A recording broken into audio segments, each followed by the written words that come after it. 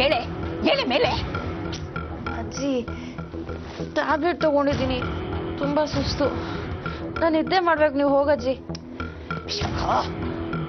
ರಾಧಿಕಾ ನೀನ್ ಬಾಳಿಗೆ ಬೆಂಕಿ ಹಚ್ಚಿದಾಳೆ, ಅವಳು ಮಾತು ಕೇಳ್ತಾ ಇದ್ರೆ ಮೈಯೆಲ್ಲ ಉರಿತಾ ಇದೆ. ಹೇಳೆ, ನೀನ್ ಏನು ಹೇಳ್ಬೇಕು, ಹೇಳೆ ಮೇಲೆ ಹೇಳೆ. ಅಜ್ಜಿ ಅದೇನ್ ಹೇಳಕ್ ಬಂದಿದ್ರೆ ಅದನ್ನ ಹೇಳೋವರೆಗೂ ನೀನು ನಾನು ಬಿಡಲ್ಲ ಅನ್ಸುತ್ತೆ. ಅದೇನ್ ಹೇಳ್ಬೇಕು ಅಂತಿದ್ದೀರೋ ಹೇಳಿ ಮುಗಿಸಿ, ಕೇಳ್ಬಿಟ್ಟೆ ಮಲಗ್ತೀನಿ. ಆ ರಾಧಿಕಾ ವಿಶು ಜೊತೆ ಎಲ್ಲೋ ಹೋಗ್ತಿದ್ದಾಳ ಕಣೆ. ಅದ ಹಳೆ ವಿಷಯ ಅಜ್ಜಿ. ಹೇ, ಅವನಿಗೆ ಹೋಗ್ಬೇಡ ಅನ್ನು. ಅಜ್ಜಿ ನಾನೇ ಹೋಗ್ ಬನ್ನಿ ಅಂತ ಪರ್ಮಿಷನ್ ಕೊಟ್ಟಿದ್ದೀನಿ, ಬೇಡ ಅಂತ ನಾನು ಯಾಕೆ ಹೇಳಿ ಅಜ್ಜಿ?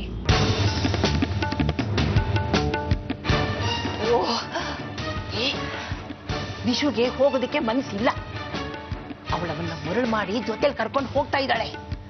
ನಿನ್ನಿಂದ ಮನೆಯಿಂದ ಹೊರಗಡೆ ಕಳ್ಸೋದಕ್ಕೆ ಆ ಬಿದ್ದದವಳು ಆಡ್ತಾ ಇರೋ ಪಿತೂರಿನೇ ಇದು.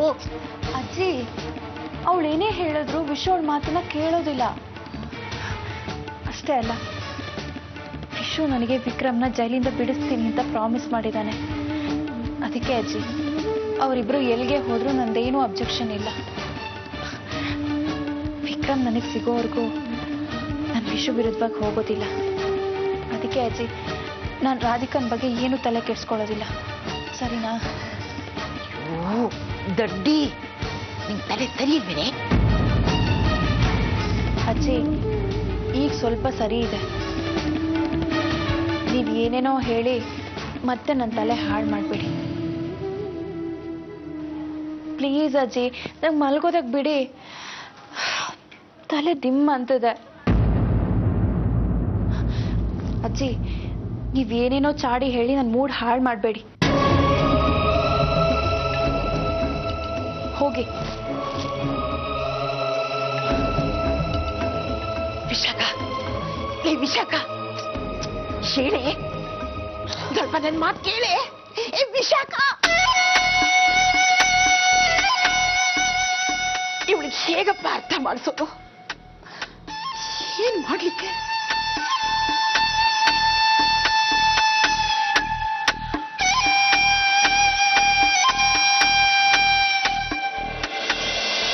ನಾನಂತೂ ಇದೇ ಮೊದಲನೇ ಸಲ ಇಷ್ಟು ದೂರ ಹೋಗ್ತಾ ಇರೋದು. ಒಂಥರ ಖುಷಿ, ಒಂಥರ ಹೆದರಿಕೆ, ಆಮೇಲೆ ಅತ್ತೆ ಅಜ್ಜಿಗಂತೂ ತುಂಬಾ ಸಂತೋಷ ಆಗಿದೆ. ಏನ್ ಗೊತ್ತಾ, ಅಜ್ಜಿ ಏನೇನೋ ಹೇಳಿ ನನ್ನ ತುಂಬಾ ರೇಗಿಸ್ತಾ ಇರ್ತಾರೆ.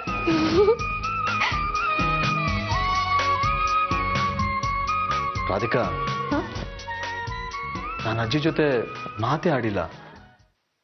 ನಾವು ಹನಿಮೂನ್ಗೆ ಹೋಗೋ ವಿಷಯನೂ ನನ್ನ ಅಜ್ಜಿಗೆ ಹೇಳೇ ಇಲ್ಲ. ಅಮ್ಮ ಮತ್ತೆ ಅವರು ನನ್ನ ಮೇಲೆ ಸಿಕ್ಕಾಪಟ್ಟೆ ಕೋಪ ಮಾಡ್ಕೊಂಡಿದ್ದಾರೆ.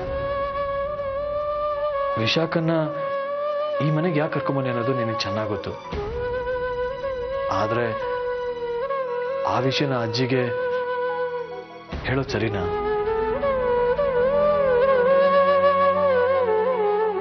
ಹೇಳೋಕ್ಕಾಗಲ್ಲ ರಾಧಿಕಾ. ಅದಕ್ಕೆ ಅಜ್ಜಿ ಕೋಪ ಮಾಡ್ಕೊಂಡ್ರು ಪರವಾಗಿಲ್ಲ ಅಂತ ಸುಮ್ಮನಾಗ್ಬಿಟ್ಟಿದ್ದೀನಿ. ವಿಶಾಖ ಅವತ್ತು ಹಾಸ್ಪಿಟಲ್ ಅನುಭವಿಸಿದ ನೋವು ನೆನೆಸ್ಕೊಂಡ್ರೆ ನನ್ಗೀಗ್ಲೂ ಸಂಕಟ ಆಗತ್ತೆ.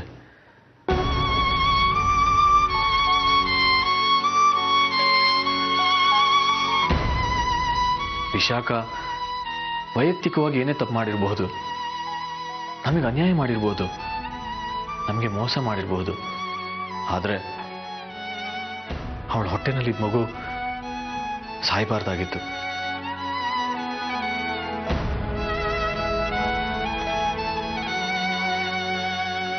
ಅವಳ ಮಗು ಜೊತೆ ಬದುಕಬೇಕು ಅಂತ ಎಷ್ಟು ಕನ್ಸು ಕಟ್ಕೊಂಡಿದ್ಲೋ ಏನೋ. ಆ ಕನಸನ್ನೆಲ್ಲ ಹಾಳು ಮಾಡಿದ್ದು ನಮ್ಮ ತಪ್ಪು. ಆದ್ರೆ ಅದು ಆಕಸ್ಮಿಕವಾಗಿ ಆಗಿದ್ದು, ನೀವೇನ್ ಬೇಕು ಅಂತ ಮಾಡ್ಲಿಲ್ವಲ್ಲ? ಆಕಸ್ಮಿಕವಾಗಾದ್ರೂ ಜೀವನೇ ತಾನೆ. ಆ ಅಪಘಾತದಲ್ಲಿ ಸಾಯಿಸಿದ್ರು ಒಂದೇ, ಕೊಲೆ ಮಾಡಿದ್ರು ಒಂದೇ. ಸಾವು ಸಾವೇ, ಅಪರಾಧ ಅಪರಾಧನೇ. ನಾವು ಮಾಡಿದ ಅಪರಾಧಕ್ಕೆ ತಕ್ಕ ಪ್ರಾಯಶ್ಚಿತ್ತ ಆಗ್ಲೇಬೇಕು. ಪಾಪ ಆ ಮಗು ಏನೂ ತಪ್ಪು ಮಾಡಿರ್ಲಿಲ್ಲ. ಈ ಭೂಮಿಗೆ ಬರೋ ಮುಂಚೆನೆ ನಾವು ಆ ಮಗುನ ಕೊಂದ್ಬಿಟ್ವಿ. ಇದೇ ನೋವಲ್ಲಿ ವಿಶಾಖ ಏನಾದರೂ ಸೂಸೈಡ್ ಮಾಡ್ಕೊಂಡಿದ್ರೆ ಖಂಡಿತ ಖಂಡಿತ ನಾವು ಜೈಲ್ ಸೇರ್ಬೇಕಾಗಿತ್ತು. ಅಯ್ಯೋ ಬಿಡ್ತು ಅನ್ನಿ, ಈಗಂತ ಯಾವ ಅನಾಹುತನೂ ಆಗ್ಲಿಲ್ವಲ್ಲ, ಅದಕ್ಕೆ ಸಂತೋಷ ಪಡಿ. ಸುಮ್ಮನೆ ಯಾಕೆ ಕೆಟ್ಟ ಕೆಟ್ಟ ಯೋಚನೆಗಳನ್ನ ಮಾಡ್ತೀರಾ? ಮಲ್ಕೊಳ್ಳಿ, ಹೊತ್ತಾಯ್ತು. ನಾನು ಹೋಗಿ ಕುಡಿಯೋಕೆ ನೀರು ತಗೊಂಬಂದು ಕೊಡ್ತೀನಿ.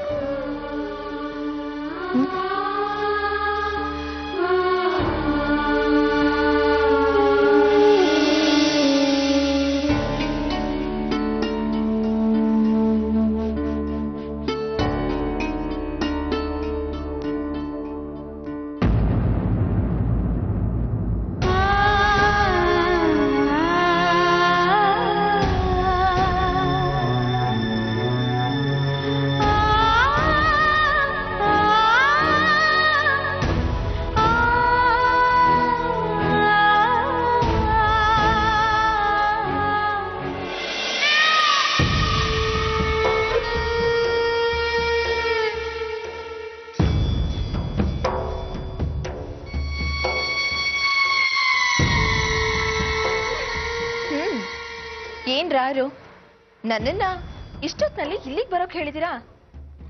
ಏನ್ ವಿಶೇಷ? ರಮ್ಯಾ, ನಿನ್ ಜೊತೆ ಕಳೆಯೋ ಪ್ರತಿಯೊಂದು ಕ್ಷಣ, ಆಡೋ ಮಾತು ವಿಶೇಷವಾಗೇ ಇರುತ್ತೆ. ಸಾಕು ಸಾಕು, ನನಗೆ ಹೊಗಳಿಕೆ ಎಲ್ಲ ಬೇಕಾಗಿಲ್ಲ. ಏನ್ ಮ್ಯಾಟ್ರು ಅಂತ ಡೈರೆಕ್ಟ್ ಆಗಿ ಹೇಳು. ವಿಶು ರಾಧಿಕಾ ಹನಿಮೂನ್ ಹೋಗೋದಕ್ಕೆ ಟಿಕೆಟ್ನ ತಾವೇ ಬುಕ್ ಮಾಡಿಸೋದ್ರಂತೆ. ಅದೇನು ಸಡನ್ ಆಗಿ ವಾರ್ಗಿತ್ತಿ ಮೇಲೆ ಅಷ್ಟೊಂದು ಪ್ರೀತಿ?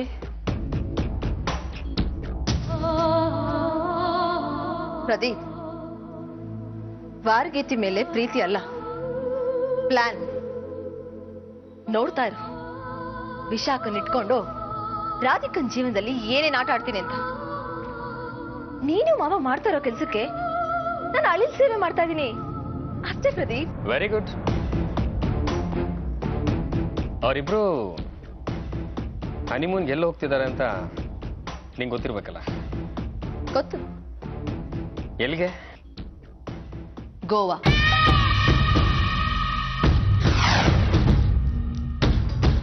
ಯಾಕೆ ಪ್ರದೀಪ್, ಏನ್ ಸಮಾಚಾರ? ಏನಿಲ್ಲ ರಮ್ಯಾ, ಸುಮ್ಮನೆ ಕ್ಯೂರಿಯಾಸಿಟಿ ಕೇಳಿದೆ ಅಷ್ಟೇ. ಏನು ರಾಯರು ರಾಧಿಕಾ ವಿಶು ಹನಿಮೂನ್ ಬಗ್ಗೆ ತುಂಬಾ ತಲೆ ಕೆಡಿಸ್ಕೊಂಡ್ರೋ ಹಾಗಿದೆ. ನೀವು ನಿಮ್ ಧರ್ಮಪತ್ನಿ ಜೊತೆ ಹೋಗೋ ಪ್ಲಾನ್ ಏನಾದ್ರು? ಹಾಗಿದ್ರೆ ಬೇಗ ಹೇಳು ಪ್ರದೀಪ್, ಈಗಲೇ ನಿಮ್ಮಿಬ್ರಿಗೂ 2 ಟಿಕೆಟ್ ಬುಕ್ ಮಾಡಿಸ್ತೀನಿ. ಅಚ್ಚಿ,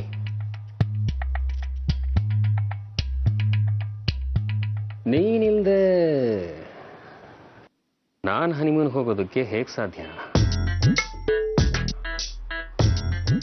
ನಾವಿಬ್ರು ಒಟ್ಟಿಗೆ ಹೋಗೋ ಕಾಲ ಬಂದೇ ಬರುತ್ತೆ. ಆವಾಗ ಹೋಗೋಣ.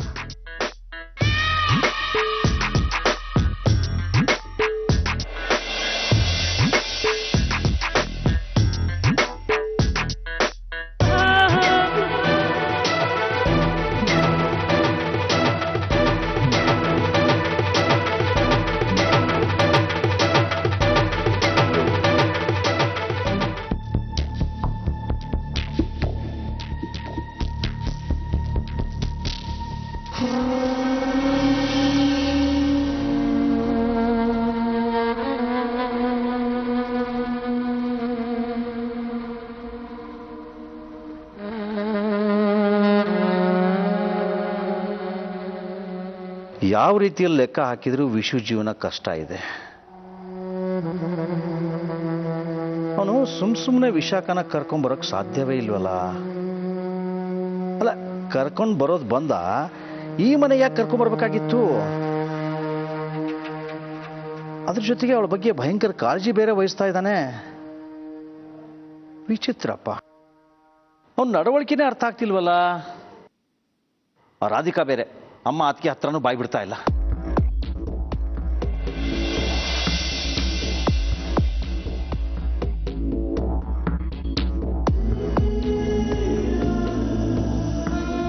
ಏನಾದರೂ ಆಗಲಿ, ಇದರಿಂದ ನಮಗೇ ಲಾಭ ಆಗೋದು ಗ್ಯಾರಂಟಿ. ಬುದ್ಧಿವಂತ ಆದವನಿಗೆ ಮಳೆಗಾಲದಲ್ಲೂ ಲಾಭನೇ, ಬರಗಾಲದಲ್ಲೂ ಲಾಭನೇ. ನೀವು ಏನು ಯೋಚನೆ ಮಾಡ್ತಿದ್ದೀರಾ ಅಂತ ನನಗೆ ಗೊತ್ತು. ರಾಧಿಕಾ ಕಾಲಿಟ್ಟ ಮನೆ ಗೆದ್ಲು ಹತ್ತಿದ ಮನೆ ಹಾಗೆ, ಹಂತ ಹಂತವಾಗಿ ನಾಶವಾಗ್ಕೊಂಡು ಹೋಗುತ್ತೆ. ಅವಳು ಈ ಮನೆಗೆ ಸೊಸೆಯಾಗಿ ಬರೋದು ನಿಮಗಿಷ್ಟ ಇರಲಿಲ್ಲ. ಆದ್ರೆ ನಿಮ್ಮ ಮಾತನ್ನ ಯಾರು ಕಿವಿ ಮೇಲೆ ಹಾಕೊಳ್ಳಿಲ್ಲ. ನಿಮ್ಮ ಮನೆಯಲ್ಲಿ ಒಬ್ಬರ ಮುಖದಲ್ಲಾದ್ರೂ ನಗು ಇದೆಯಾ ಹೇಳಿ?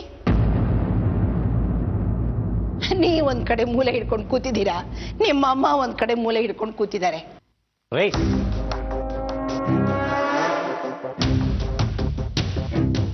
ನೋಡಿ, ಅದೇನು ಹೇಳಬೇಕು ಅಂತ ನೀವು ಅನ್ಕೊಂಡಿದ್ದೀರೋ ಅದನ್ನ ನೇರವಾಗಿ ಹೇಳಿ. ಹೇಳೋದಕ್ಕೆ ಏನು ಉಳಿದಿದೆ? ರಾಧಿಕನ್ನ ನೀವು ಮನೆಯಿಂದ ಹೊರಗಡೆ ಹಾಕೋವರೆಗೂ ನಿಮಗೆ ಈ ರಗಳೆ ರಾಮಾಯಣ ಯಾವುದು ತಪ್ಪಿದ್ದಲ್ಲ.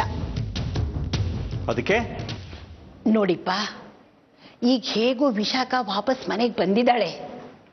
ಅವಳು ಮೊದಲ ತರ ಇಲ್ಲ, ತುಂಬಾ ಬದಲಾಗಿದ್ದಾಳೆ. ನಿಮ್ಮ ಮನೆಗೆ ತಕ್ಕವಳಾಗಿರ್ತಾಳೆ. ಅವಳನ್ನ ನಿಮ್ಮನೆ ಸೊಸೆ ಮಾಡ್ಕೊಂಡ್ಬಿಡಿ, ನಿಮ್ಗೆಲ್ರಿಗೂ ಒಳ್ಳೇದಾಗುತ್ತೆ. ನೋಡ್ರಿ, ವಿಶಾಖನ ಈ ಮನೆ ಸೊಸೆಯಾಗಿ ಮಾಡ್ಕೊಳ್ಳೋದು ಬಿಡೋದು ಅಮ್ಮ ಅತಿಗೆ ಬಿಟ್ಟಿತ್ತು. ಅಲ್ಲ ರೀ, ವಿಶಾಖನ ಹೆಂಡತಿ ಅಂತ ಒಪ್ಕೊಂಡ್ರೆ ತಾನೇ ಅವಳು ಈ ಮನೆ ಸೊಸೆ ಆಗೋದಕ್ಕೆ ಸಾಧ್ಯ. ಅವನ ಮನಸ್ಸಿನಲ್ಲಿ ಏನಿದೆ ಅಂತ ನಮಗೆ ಗೊತ್ತಿಲ್ಲ, ಇನ್ನು ನಿಮಗೇನು ನಾನು ಹೇಳಿ?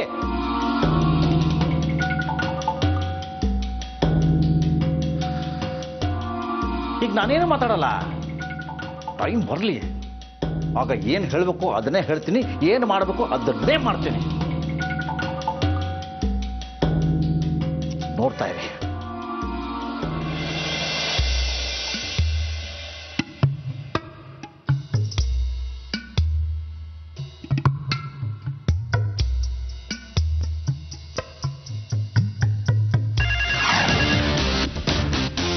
ಸಿದ್ಧವಾಗಿದ್ದೀವಿ ಭಯ್ಯ. ಅಂದಾಗೆ ಜೋಡಿ ಹಕ್ಕಿಗಳು ಯಾವಾಗ ಗೂಡು ಬಿಡ್ತಾ ಇದ್ದಾವೆ? ನಾಳೆನೇ ಹೊರಡ್ತಾ ಇದ್ದಾರೆ. ಹೊಡೆದಾಕ್ತೀಯ ತಾನೆ? ಡೌಟೇ ಇಲ್ಲ ಭಯ್ಯ,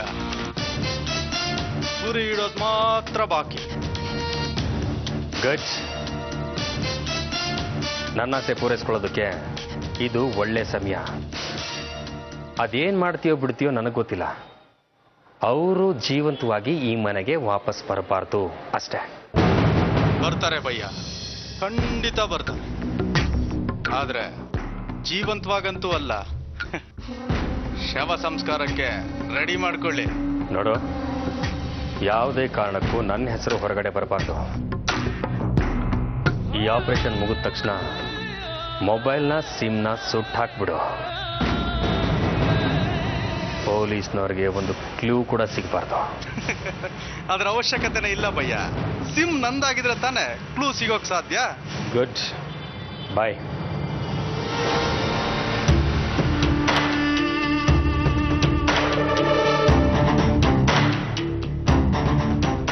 ದಿ ಗ್ರೇಟ್ ಧರ್ಮಾಧಿಕಾರಿ ವಿಶಾಲ್ ಭಾರದ್ವಾಜ್.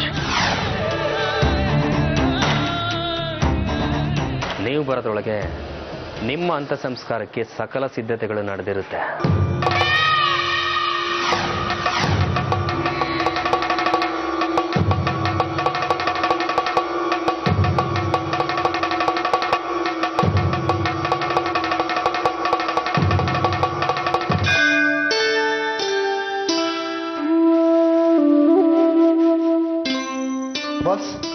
ವಾಟರ್ ಬಾಟಲ್ಸು ತಿನ್ನೋ ಐಟಮ್ಸು ಎಲ್ಲ ಹಾಕಿದ್ದೀನಿ. ಡ್ರೈವರ್ ಕೂಡ ಹೊರಗಡೆ ನಿಮಗೋಸ್ಕರ ಕಾಯ್ತಾ ಇದ್ದಾನೆ. Very good. ಮೇಲ್ಗಡೆ ಲಗೇಜ್ ಇತ್ತು, ಅದನ್ನ ಹಾಕಿದ್ಯಾ? ಓ ಸಾರಿ ಬಾಸ್. ಹಾಕ್ಬಿಡು. ರಾಧಿಕಾ, ರಾಧಿಕಾ, ಹಾ ಬಂದೆ. ರಾಧಿಕಾ, ಟೈಮ್ ಮುಗಿದು ಹೊರಡ್ಬೇಡ.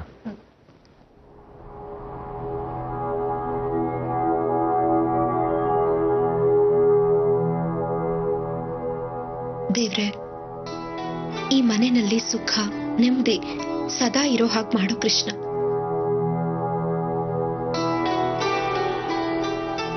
ಈ ಮನೆಯವ್ರ ಹಿತಕ್ಕೋಸ್ಕರನೇ ನಾನು ಇವ್ರನ್ನ ದೂರಗೆ ಕರ್ಕೊಂಡು ಹೋಗ್ತಿದ್ದೀನಿ. ಇವ್ರು ಬರೋವಾಗ ವಿಶಾಖನ್ ವಿಷಯದಲ್ಲಿ ಮನಸ್ಸು ಬದಲಾಯಿಸಿ ಮನೆಯವ್ರ ಹಿತದ ಬಗ್ಗೆನೇ ಗಮನ ಕೊಡೋ ಹಾಗೆ ಆಗ್ಲಿ ತಂದೆ.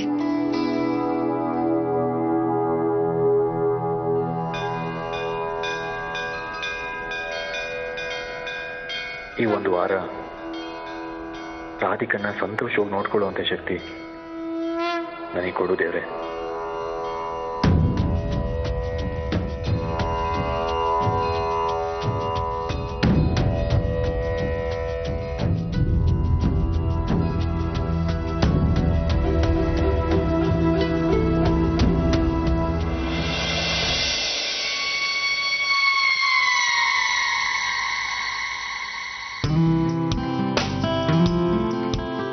ರಾಧಿಕಾ, ದೇವ್ರತ್ರ ಎಲ್ಲ ಬೇಡ್ಕೊಂಡಿದ್ದಾಯ್ತಮ್ಮ?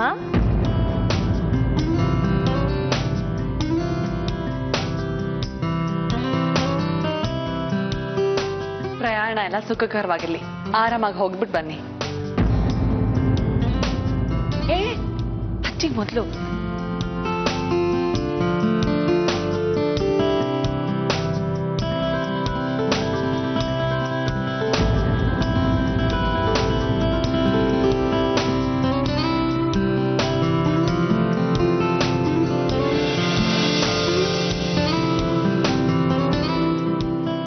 ರಾಧಿಕಾ,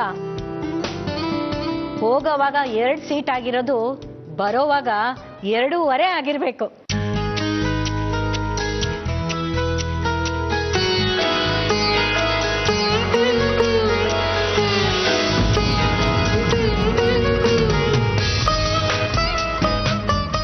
ಅರೆ ಯಾಕೆ ಗೊತ್ತಾಗ್ಲಿಲ್ವಾ?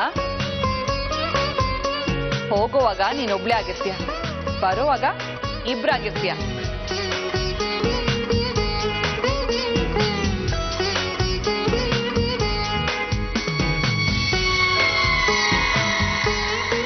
ಮರದೊಳಗೆ ಮರ ಹುಟ್ಟಿ ಮರಚಕ್ರ ಕಾಯಾಗಿ ತಿನ್ನಲಾಗದ ಹಣ್ಣು ಬಲು ರುಚಿ ಅಂತ ಒಗಟೆ ಹೇಳ್ತಾರೆ, ಗೊತ್ತಾ?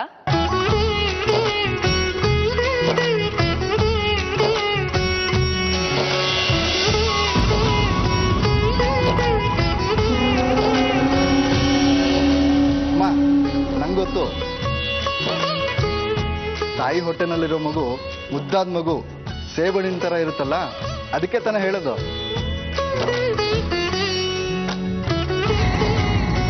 ರಾಧಿಕಾ, ನೀನೀಗ ಹೋಗುವಾಗ ಈ ಮನೆ ರಾಧಾರಾಣಿ ಜೊತೆಗೆ ಧರ್ಮಾಧಿಕಾರಿ ಹೆಂಡತಿ, ಆದ್ರೆ ಬರೋವಾಗ ಒಬ್ಬ ಉತ್ತರಾಧಿಕಾರಿಯ ತಾಯಿ ಆಗಿರ್ಬೇಕು.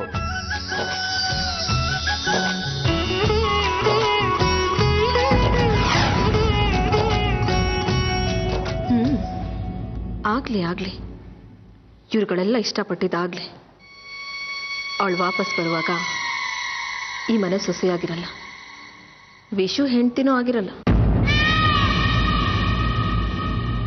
ವಾಪಸ್ ಬಂದ್ರೆ ತಾನೆ ಏನಾದರೂ ಆಗೋದು.